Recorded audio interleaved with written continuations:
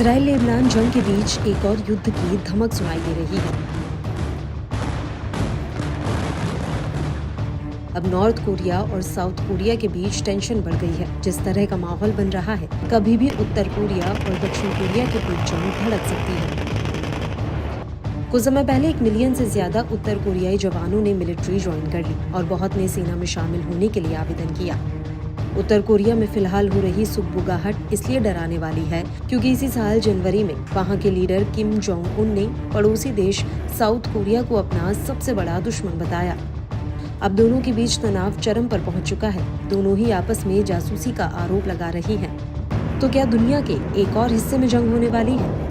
दरअसल उत्तर कोरिया ने दक्षिण कोरिया पर अपनी राजधानी में ड्रोन उड़ाने का आरोप लगाया है, जिसके बाद दोनों के बीच महीनों से चला आ रहा तनाव और गहरा गया है।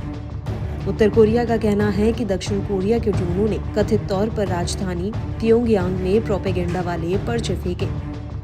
उत्तर कोरिया ने इसे उकसावे वाली कार्रवाई बताया है और कहा है कि इससे सशस्त्र संघर्ष और यहाँ तक कि जंग भी छिड़ सकती है। शुक्रवार को दक्षिण कोरिया पर यह आरोप लगाने के बाद उत्तर कोरिया ने कहा कि उसने सीमा पर सैनिकों को गोलीबारी के लिए तैयार रहने का आदेश दिया है।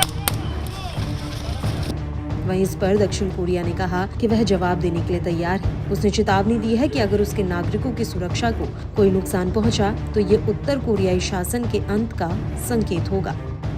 मंगलवार को उत्तर कोरिया ने उसे दक्षिण कोरिया के साथ जोड़ने वाली 2 सड़कों के कुछ हिस्सों को उड़ा दिया था।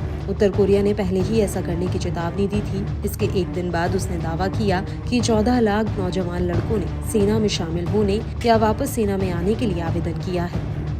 उत्तर कोरिया के supreme leader Kim Jong Un ने इसी साल जनवरी में ये ऐलान किया था कि दक्षिण कोरिया उनका नंबर 1 दुश्मन है। बीते दिनों ड्रोन छोड़ने के ताज़ा मामले के बाद मौजूदा वक्त में उत्तर और दक्षिण कोरिया के बीच तनाव अपने चरम पर पहुंच चुका है। विश्लेषकों के मुताबिक दोनों ही सड़कें लंबे वक्त से बंद हैं, इसलिए उन्हें नष्ट कर उत्तर कोरिया ये संदेश देना चाहता है कि किम जोंग उन दक्षिण कोरिया के साथ बातचीत नहीं करना चाहते। विश्लेषकों का कहना है कि दोनों देशों के बीच चल रही तनातनी से पता चलता है कि दोनों ही पक्ष पहले झुकने को तैयार नहीं है। ये हालात जंग के स्तर तक बढ़ जाएंगे।